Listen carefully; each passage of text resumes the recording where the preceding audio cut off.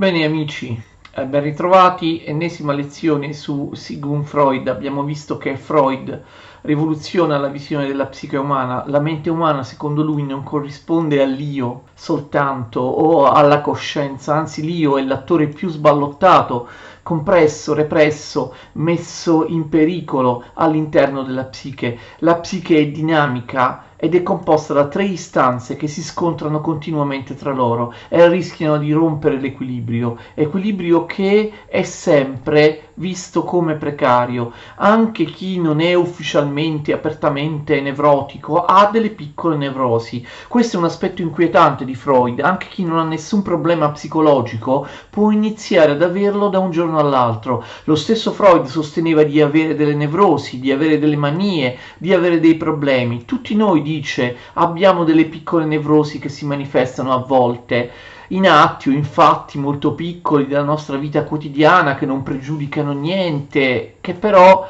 ci dicono qualcosa di un ribollire dell'inconscio. Lo vedremo in seguito. Quindi attenzione, un altro aspetto di Freud è di aver messo in evidenza che, secondo lui, la psiche, la mente umana non è molto diversa tra il sano e il malato. Il malato è quello che arriva ad un equilibrio tra le tre istanze della psiche, che è un equilibrio, un rapporto che lo fa sentire male. Il sano invece ha ancora un equilibrio che è compatibile con la vita normale, ma sempre di equilibrio instabile si tratta.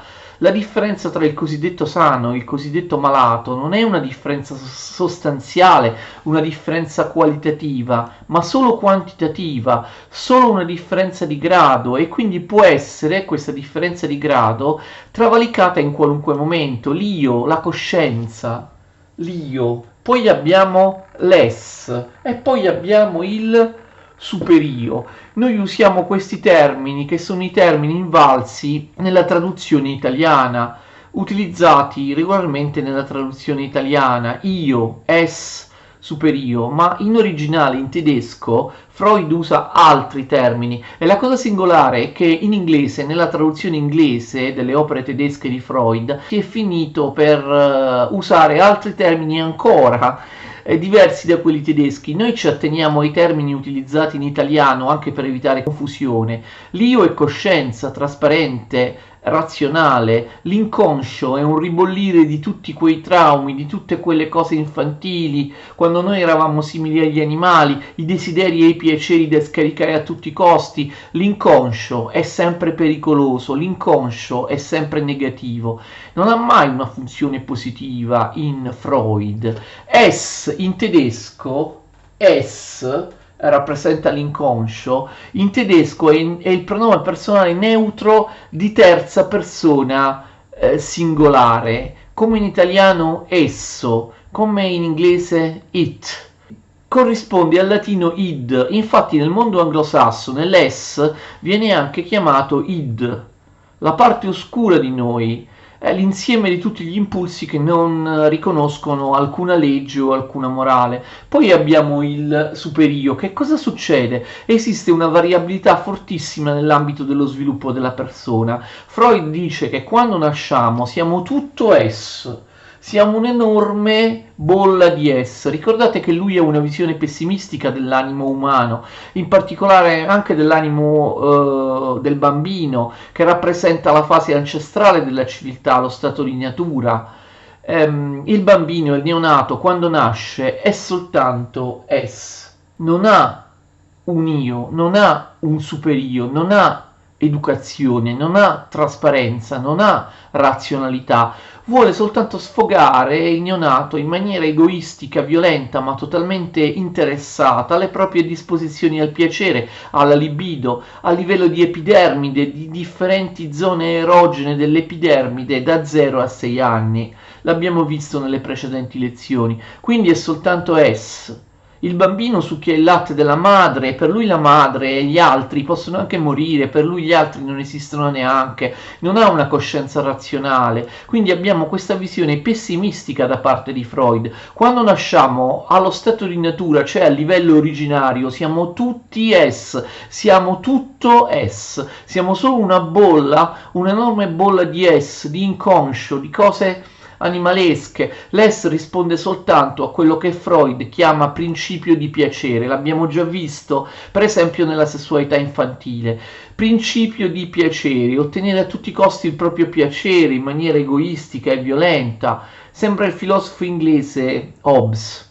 Che cosa succede? Siccome l'uomo è diverso dagli animali, è uguale agli animali soltanto quando nasce, poi ha una filogenesi, evolutivamente, essendo un uomo e non un animale, ha sviluppato anche delle cose che sono superiori agli animali.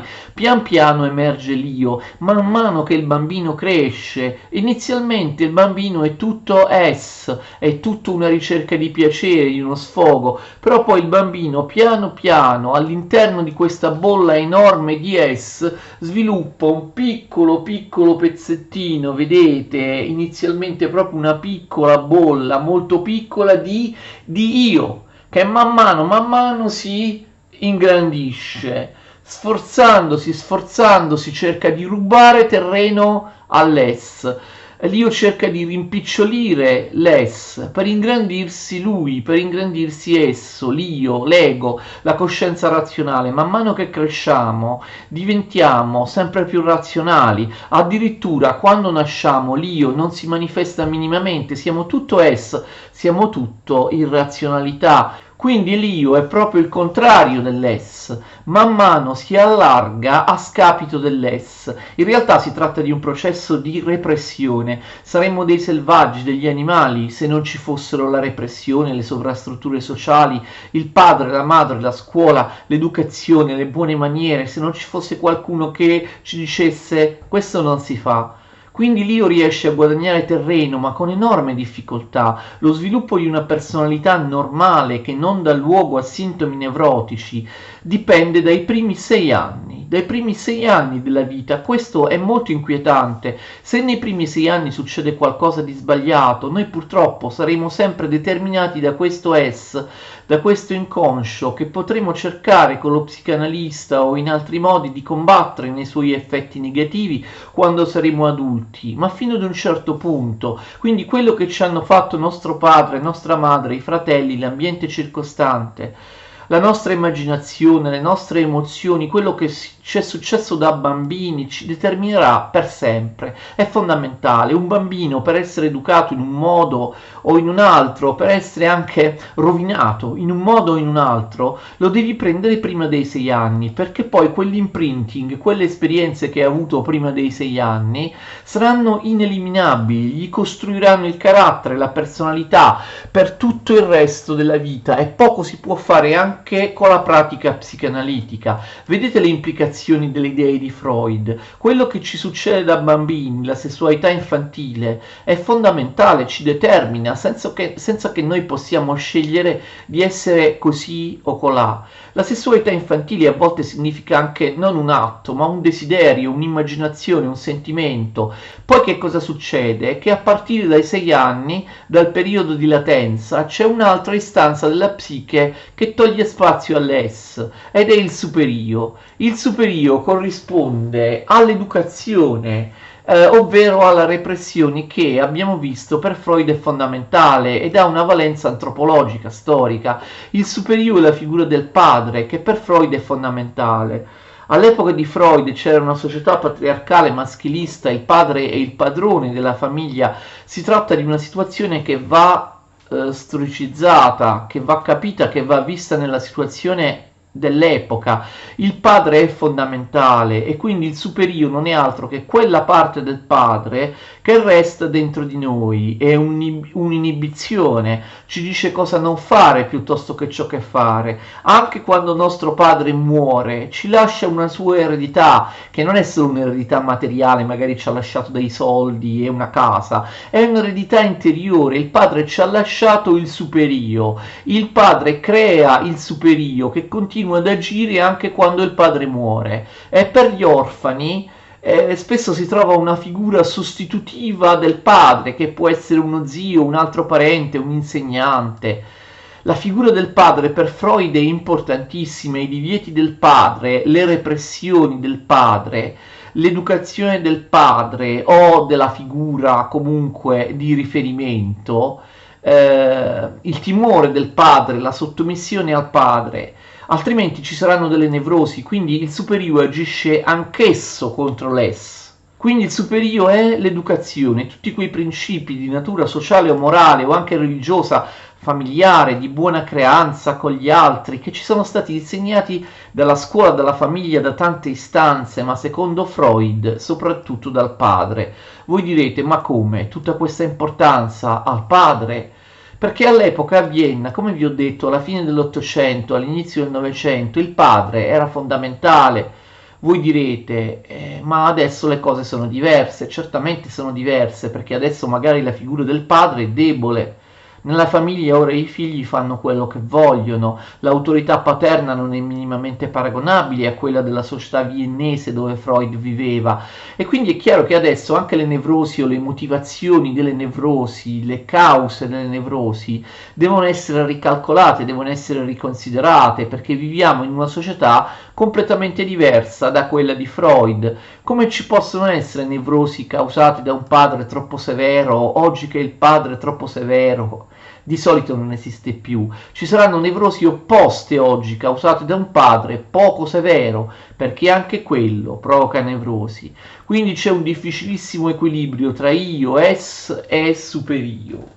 E in particolare l'io, dice Freud, la parte in realtà più debole, la parte razionale, quella che deve mettere in equilibrio le altre due. L'io sta in mezzo tra l'es e il superio e deve cercare in qualche modo di barcamenarsi. L'io deve cercare di tenere a bada l'es da una parte e il superio dall'altra, tre istanze della psiche che si trovano in un equilibrio dinamico, ma in realtà in una guerra continua tra loro, in cui ognuna delle quali cerca di raggranellare, di raccimolare, di togliere spazio alle altre due.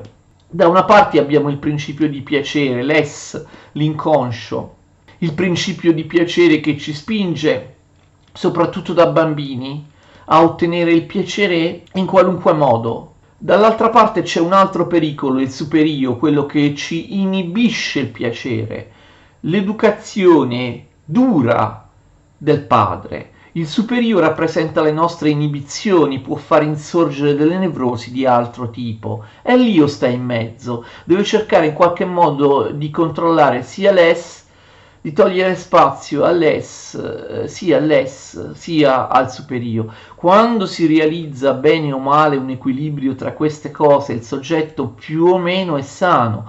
Quando questo equilibrio non è tanto buono, il soggetto sarà malato, avrà dei sintomi nevrotici, delle nevrosi, quelle che si chiamavano ai tempi di Freud isterie. Allora, voi potete adesso capire che le nevrosi possono essere fondamentalmente di due tipi. Quando deborda o prevale l'ess è troppo grande, oppure quando l'ess è troppo piccolo ed è troppo grande il superio. Quindi S e superio non devono sparire, è impossibile, non devono essere troppo piccoli e sparire, ma non devono neppure essere troppo grandi. Quindi l'S può essere troppo grande e schiaccia l'io, oppure il superio può essere troppo grande e anch'esso schiaccia l'io. Se poi sono troppo grandi sia l'S sia il superio, la malattia è veramente disastrosa.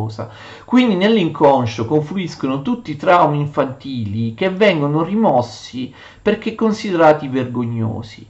Ci è capitato qualcosa?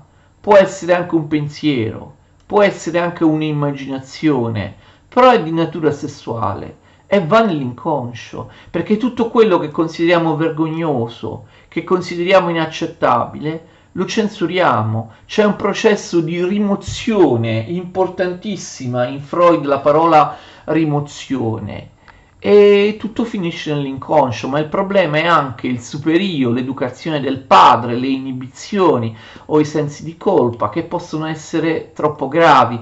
Quindi avete già capito, possono esistere due tipi di nevrosi: le nevrosi che dipendono dall'ess, dal principio di piacere, da quello che Nietzsche chiamava il dionisiaco, e Freud, lo abbiamo visto, riconosce l'affinità del pensiero di Nietzsche con il proprio. Allora, questo tipo di nevrosi sono nevrosi di tipo attivo, di tipo violento, di tipo espansivo, sono nevrosi in cui uno cerca il piacere, non trova nessun tipo di inibizione nel superio, che dovrebbe in qualche modo invece inibire il principio di piacere e inibire anche l'io. Quindi sono le nevrosi di chi urla, di chi scalcia, di chi ha delle crisi, oggi le chiameremmo crisi psicotiche, urla, gli saltano i nervi, è violento, è aggressivo, è scomposto, è impudente, è invadente. Però esiste anche un altro tipo di nevrosi, avete già capito, quando il problema non è l'es ma è il superio. I genitori sono stati troppo severi, tu sei troppo timido, sei represso, l'es magari ha fatto sì che la tua sessualità sia eccessiva, non sia stata moderata, cerchi sesso ovunque. Il superio però potrebbe aver causato l'effetto contrario, ugualmente negativo, ci ha represso sessualmente, tu hai vergogna di tutto, ti fa schifo anche il tuo corpo, qualunque cosa la consideri oscena, immorale, e non solo nel sesso, ma in tutte le altre cose sei inibito, sei represso, sei troppo timido. In quel caso naturalmente il superio, se è eccessivo, il padre per esempio in famiglia è stato troppo severo. L'es è eccessivo quando la famiglia e la società è stata troppo poco severa e quindi tu debordi, tu invadi la sfera degli altri, non hai inibizioni, non hai regole, fai quello che vuoi, anche danneggiando gli altri. Però al contrario, quando il superio, la tendenza alla censura, la tendenza al senso di colpa, l'educazione eccessivamente severa ti hanno segnato, tu puoi avere nevrosi causate dal superio, che sono sempre nevrosi, ma che sono nevrosi di tipo opposto rispetto a quelle che derivano dall'es. Nevrosi non di tipo reattivo, ma di tipo passivo. Non riesci a parlare, sei ansioso, sei timido, ti senti male quando c'è da intervenire, ti senti sempre in colpa, qualunque cosa succeda, pensi che abbiano sempre ragione gli altri. Anche quando non è colpa tua, ti colpevolizzi, inizi a pensare che gli altri siano tutti più belli e più intelligenti di te. I tuoi genitori ti hanno detto che tu non vali niente, che qualunque cosa tu faccia sei inadeguato, ti hanno reso insicuro, ti hanno schiacciato. Si tratta quindi di nevrosi che comportano una sorta di atteggiamento autistico, di chiusura in se stessi.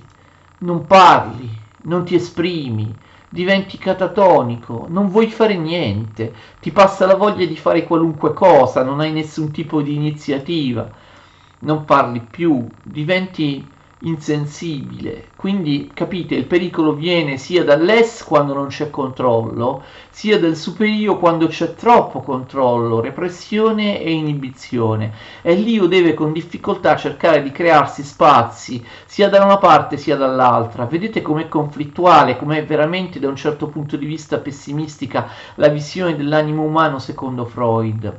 Allora, vediamo un po'. La psicanalisi cosa fa? Non hai avuto regole, sei stato lasciato troppo libero, anarchico quando eri piccolo, oppure hai avuto troppe regole, sono stati troppo severi con te, sei stato represso. Attraverso il rapporto, ricordate, il transfert medico-paziente, tu cerchi di capire quale è il trauma, l'atto primario che ha determinato la nevrosi, ed è difficile perché si tratta di interpretare quello che il paziente dice, perché l'atto primario sta sempre nell'inconscio e noi non lo ricordiamo, è qualcosa di latente, di nascosto. Lo psicanalista deve cercare di scoprire, di far mostrare, di razionalizzare, di far capire al paziente qual è la causa dei propri problemi psicologici, e in quel caso il paziente riesce a migliorarli, a migliorarsi, riesce a volte anche a superarli, a superare questi problemi.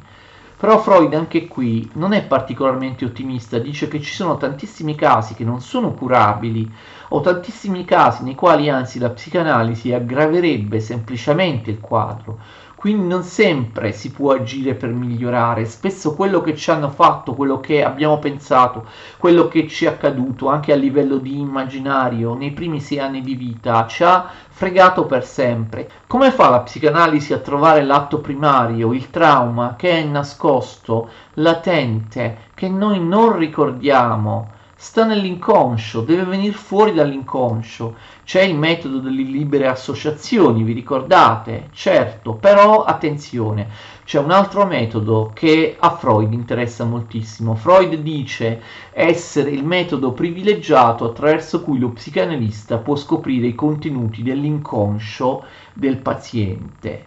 Sono i sogni. L'attenzione che dà ai sogni Freud è eccezionale. Ricordate, la prima opera importante sulla psicoanalisi si intitola L'interpretazione dei sogni, pubblicata nel 1900. I sogni, anche qui Freud è un grande innovatore, all'epoca erano affidati alle superstizioni. Sapete, dimmi qual è il tuo sogno, ti dico qual è il significato. Anche adesso spesso coloro che interpretano i sogni sono gli indovini o i maghi, i presunti maghi, i fautori delle pseudoscienze. L'antichità dava grande importanza ai sogni, perché pensava che i sogni venissero dagli dei, fossero sogni premonitori, quindi avevano un'importanza nella divinazione, ma era un'interpretazione religiosa ovviamente. Poi nell'età moderna la scienza, dice Freud, e non ha tutti i torti, si è disinteressata dei sogni, li ha abbandonati, considerandoli qualcosa di non rilevante, lasciandoli alle pseudoscienze. Invece Freud dice che i sogni sono importantissimi, perché attraverso la descrizione e l'interpretazione di un sogno, lo psicanalista ha un modo privilegiato per arrivare a capire il suo contenuto primario, latente, il trauma della nevrosi. Fate attenzione, in tedesco sogno si dice Traum, come trauma. Quindi vedete, anche la lingua conta, la lingua in cui viene elaborata una teoria. Che cosa succede? Secondo Freud nel sogno il superio si allenta. Il superio è proprio quel meccanismo di difesa, ricordate l'educazione, la decenza, che ci ha imposto di rimuovere. Il superio si forma soprattutto nel periodo di latenza tra i 6 e i 12 anni. Ci ha imposto di rimuovere, di mettere nell'inconscio tutto quello che ci è sembrato vergognoso, scabroso, che non vogliamo ricordare, che ci fa del male, ci fa soffrire, è doloroso, quindi lo mettiamo automaticamente nell'inconscio. Il superio lo censura, lo mette nell'inconscio, ma poi l'inconscio noi non lo ricordiamo, apparentemente non ci fa soffrire, ma successivamente in età adulta ci farà avvenire tutta una serie, ci farà insorgere tutta una serie di sintomi, di problemi, di malesseri, e noi non sappiamo quale sia la causa. Nel sogno, dice Freud, il controllo del superio si attenua. Nel sogno anche la coscienza, l'io, è meno vigile, ovviamente è meno sveglia. Nel sogno l'inconscio emerge molto più potentemente. Quando tu sogni, tu hai una via di accesso. Il materiale del sogno, il materiale onirico, è una via di accesso privilegiata all'inconscio. Il sogno ti mostra l'inconscio in maniera molto più aperta rispetto a come lo puoi cogliere quando sei sveglio. Quindi, attraverso il racconto dei propri sogni, che lo psicanalista deve ovviamente trascrivere, interpretare, lo psicanalista può più facilmente arrivare a capire qual è il problema, qual è l'atto primario rimosso, il trauma rimosso, qualcosa che ci crea problemi ma che noi per decenza, perché ci vergogniamo, perché lo consideriamo osceno, inaccettabile, è sempre un fatto sessuale e noi non lo vogliamo ricordare, con il sogno può riemergere. Quindi l'interpretazione dei sogni è fondamentale. Secondo Freud i sogni sono sempre desideri soddisfatti. Il sogno è sempre l'espressione di un desiderio. Ricordate la canzoncina che fa "I sogni son desideri"? Secondo Freud è così. Ogni sogno, anche quello più negativo, anche quello in cui non so, vediamo di stare male, di soffrire, sogniamo di essere umiliati, di morire, di cadere dalla finestra, persino i sogni apparentemente più negativi in realtà soddisfano sempre un desiderio, solo che lo fanno in maniera nascosta. I sogni sono sempre una realizzazione di un desiderio, quel desiderio che è stato messo nell'inconscio e che è stato tolto dalla coscienza perché è vergognoso, perché è doloroso, perché fa ribrezzo, quel desiderio inaccettabile e vergognoso su cui tu hai operato una censura, una rimozione. Quel desiderio resta nell'inconscio, agisce nell'inconscio, non si presenta in maniera manifesta nel sogno, quindi il sogno ha un contenuto manifesto che non è il vero significato. Lo psicanalista deve prendere il racconto nudo e crudo del sogno e andare, riuscire a passare dal contenuto manifesto al contenuto latente. Perché è il contenuto latente che si maschera e genera il contenuto manifesto. Il contenuto manifesto non è il vero significato del sogno. Lo psicanalista deve prendere appunto il racconto e cercare di capire il suo significato. Questo contenuto nascosto, latente nel sogno, che è il vero significato del sogno, non appare a prima vista. Questo vero significato del sogno, il contenuto latente, ti dà enormi informazioni sulla vita sessuale infantile, su tutto quello che è avvenuto a quel livello 0-6 anni e che noi poi abbiamo rimosso. I sogni sono desideri che noi, non avendo l'audacia oppure la possibilità di realizzare, eravamo bambini, come potevamo realizzare certe cose sessuali, cioè desideri, però abbiamo realizzato comunque a livello di immaginario, ci sfoghiamo sognandoli, questi desideri, adempiendoli nel sogno, realizzandoli nel sogno. Allora molti sogni sono abbastanza evidenti, cioè io sogno per esempio di andare a letto con mia madre, è chiaro, io ho un complesso di Edipo non ancora superato, sono ancora attaccato a mia madre e cose del genere. Secondo Freud i sogni hanno natura sessuale, rappresentano sempre quel contenuto sessuale che è stato rimosso perché vergognoso. Freud forse esagera, tu sogni di avere un ombrello, secondo Freud quell'ombrello è la metafora dell'organo sessuale maschile, oppure molte cose, molti oggetti sono la metafora dell'organo sessuale femminile o così via. Tu sogni di essere re di Ungheria, il contenuto manifesto del sogno è che tu sei il re d'Ungheria, che cos'altro c'è?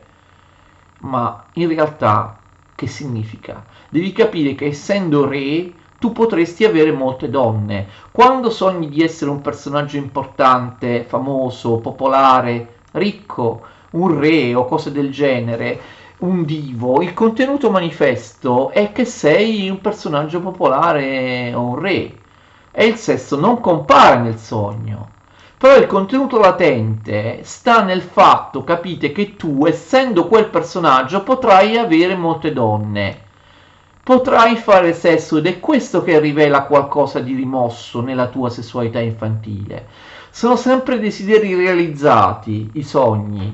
Ma come? Anche i sogni negativi. Freud fa questo esempio: io sogno che muore un mio amico. Molto spesso noi sogniamo funerali o sogniamo che i nostri amici, persone che conosciamo, muoiano. Come può essere questa la soddisfazione di un desiderio? Io non voglio veramente che il mio amico muoia. E Freud è d'accordo, tu sogni che il tuo amico muoia, ma non vuoi veramente realizzare quel desiderio che è manifesto.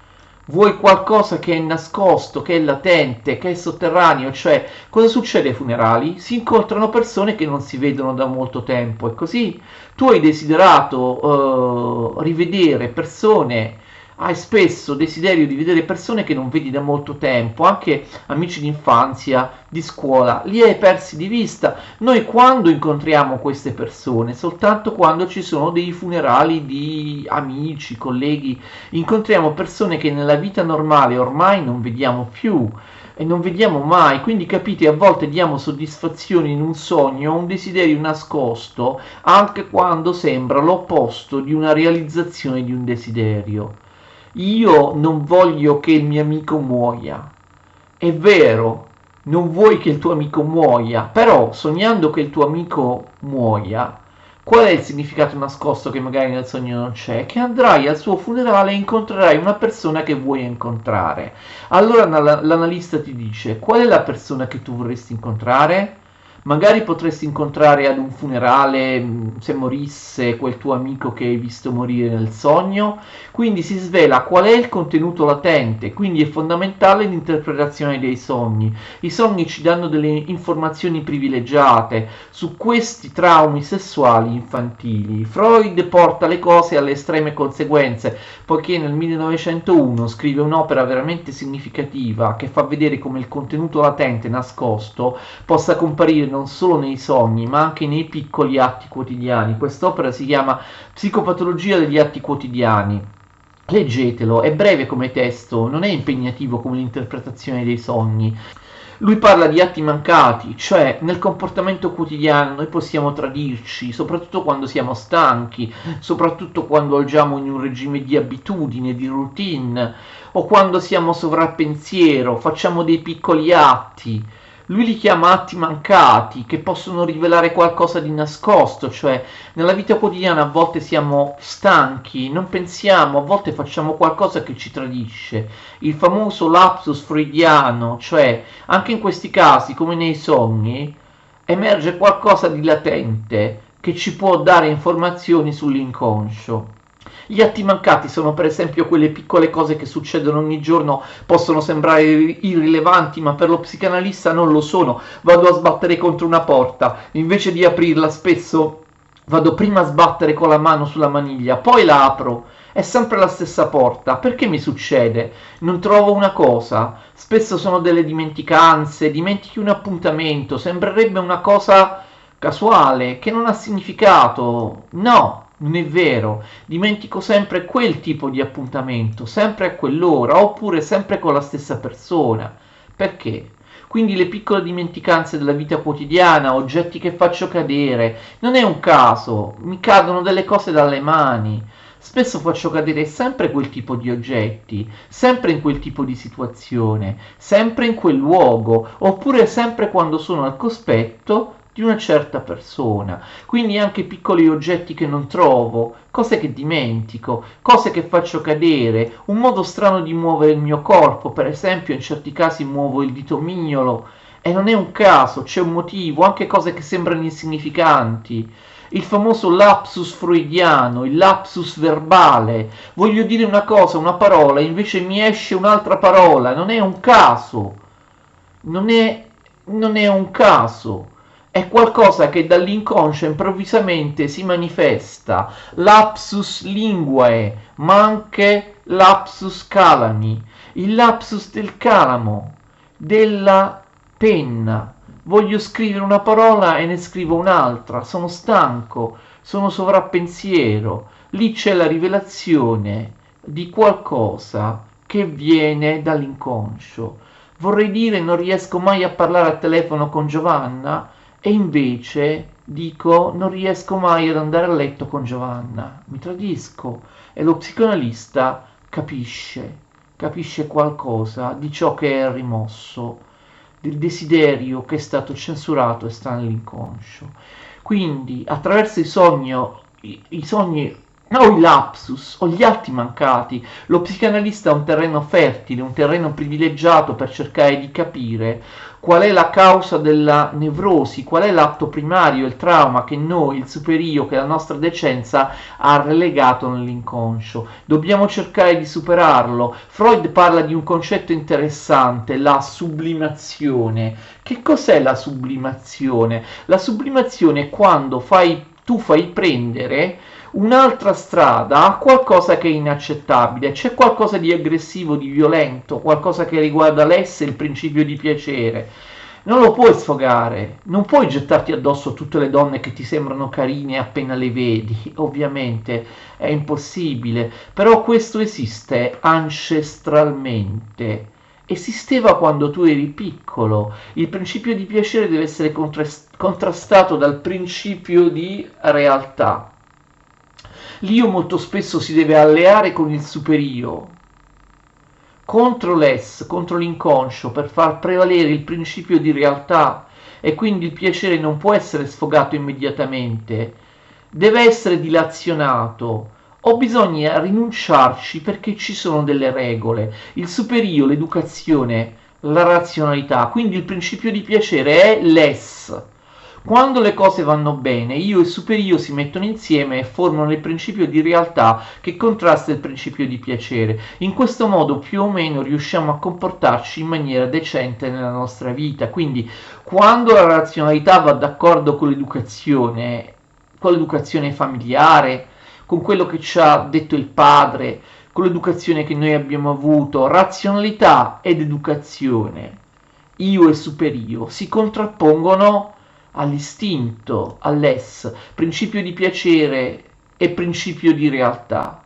Il principio di piacere, attenzione, si può attenuare anche attraverso la sublimazione, come dicevo, cioè può prendere delle vie sublimate, delle vie differenti che sono creative. Secondo Freud, nella storia dell'umanità, l'arte, per esempio la creazione artistica, la musica, le passioni di vario tipo, la poesia, noi oggi potremmo dire i film, la fantascienza, la fantasy, i fumetti, sono una sublimazione dell'aggressività e dell'egoismo, del principio di piacere. Invece di aggredire sessualmente gli altri, noi sublimiamo queste nostre tendenze scaricandole in altri ambiti. L'arte è un sostituto, l'arte, la musica, certe forme di espressione artistica sono una sublimazione del principio di piacere, una sublimazione delle tendenze aggressive dell'ess. Quante volte si dice l'arte fa scaricare le passioni che invece potrebbero diventare violente,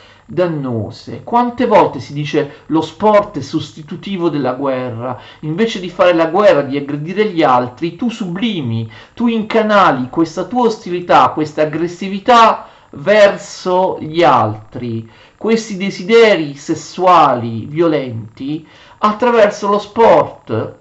Nello sport c'è una competizione non cruenta e non distruttiva, quindi lo sport, le occupazioni, gli hobby, l'arte. È bene avere delle passioni, degli hobby, degli interessi che ti portano anche alle creazioni artistiche o alla letteratura, ti immedesimi in un personaggio di un romanzo.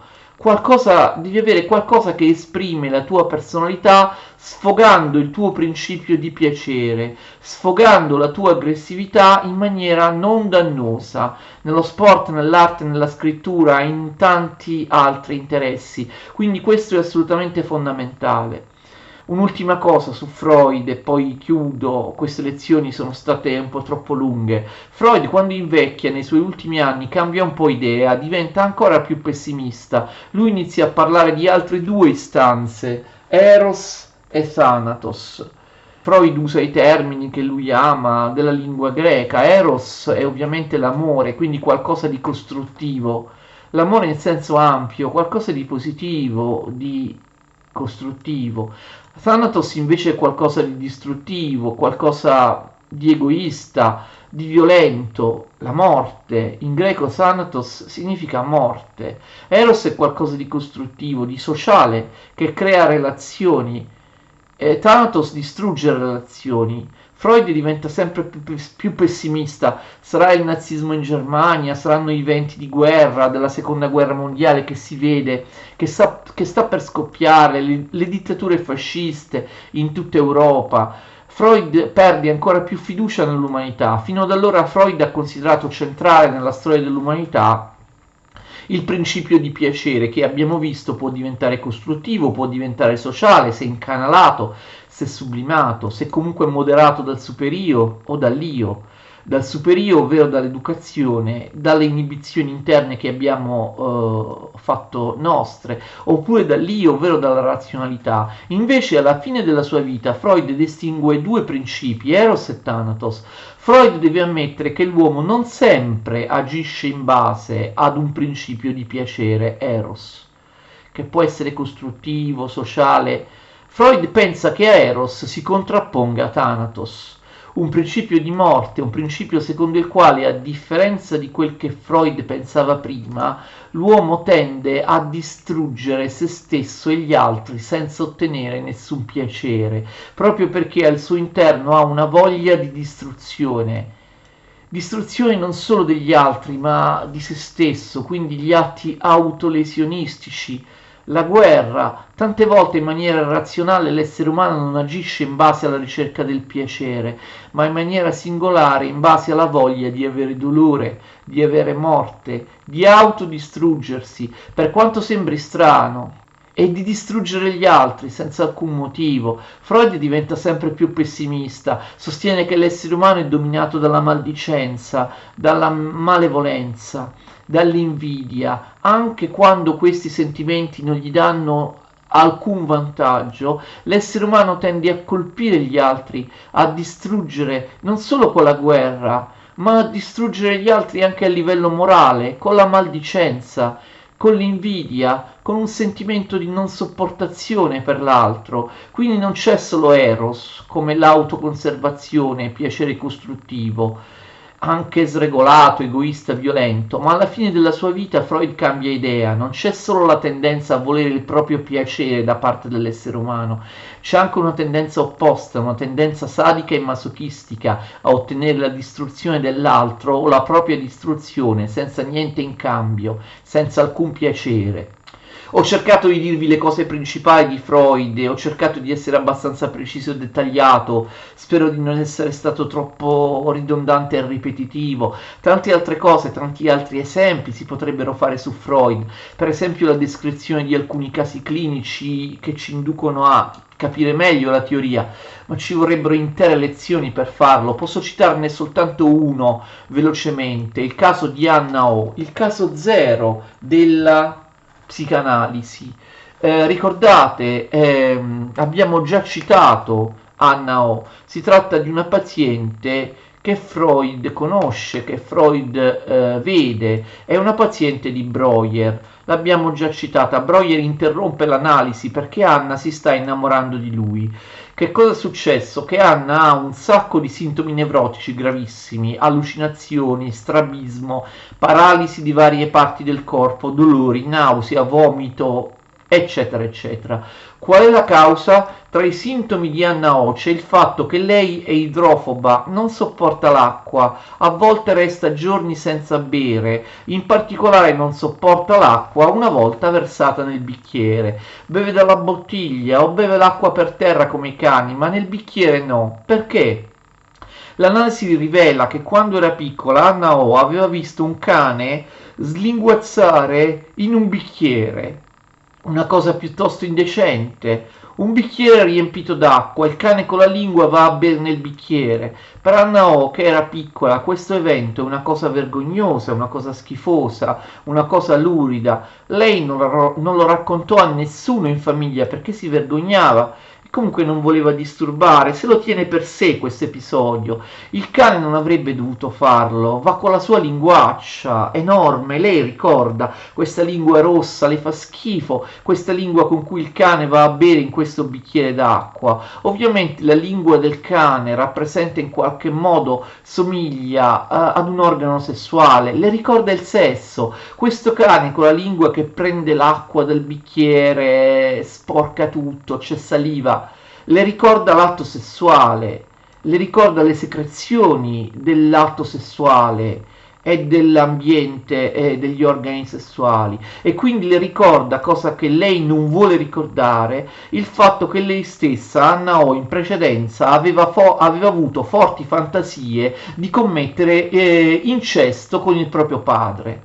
Ha rimosso anche l'episodio del cane che beve dal bicchiere, perché le ricordava il sesso. Anna O non ha mai fatto sesso, non si è mai innamorata, è del tutto asessuata, perché il senso di colpa di aver desiderato l'incesto e il fatto che questo sia rappresentato da un cane che beve nel bicchiere le ha fatto rimuovere questi episodi, questi desideri. Un desiderio, l'incesto con il padre, oppure un atto vero e proprio, un evento, il cane che slinguazza in maniera oscena nel bicchiere, hanno avuto come conseguenza il fatto che l'atto primario rimosso, ovvero il cane che beve nel bicchiere, che ha un significato sessuale di tipo vergognoso e quindi da rimuovere, questo atto è stato messo nell'inconscio. Però poi, a distanza di anni e anni, questo atto ha preso una strada deviata all'interno dell'organismo. Quindi invece di manifestarsi di nuovo come desiderio o come disgusto del sesso, o come disgusto nei confronti della lingua del cane, si è manifestato prendendo un'altra strada, la strada che l'inconscio è riuscito a trovare attraverso tutti questi malesseri fisici di cui soffre Anna O. Ho terminato queste lezioni su Freud, questa è stata l'ultima video lezione, la quarta. Spero che possano aver avuto queste video lezioni un interesse per voi. Vi saluto e vi ringrazio tutti, arrivederci.